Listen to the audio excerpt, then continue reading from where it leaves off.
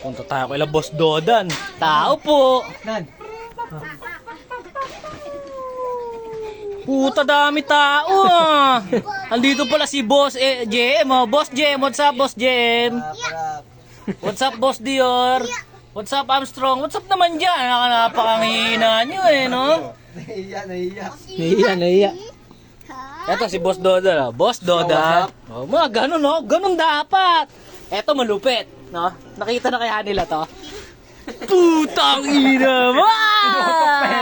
What up, boy? Eto nga pala si Boss Tit. Bakit Boss Tit? Bakit nga ba Boss Tit? Ang tawag namin dyan. Ha? Patingin nga.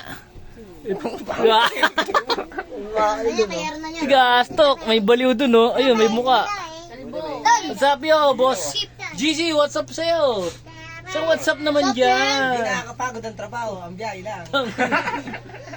So may mga kasama kami dito mga bata. Eto, bata pero utak matanda na yan. No? Si Boss Eyo. Sak naman dito. Sabi, oy, seryoso ah. Parang bigo sa pag-ibig ang kaibigan natin ah. Okay. Sorry na. Kahit ano, kantahan nyo. Ayun oh. Tangina, kitang-kita, ngipin pa lang. Bagang nga eh. So ito nga pala si Justin Bieber. Justin Bieber sa mangga.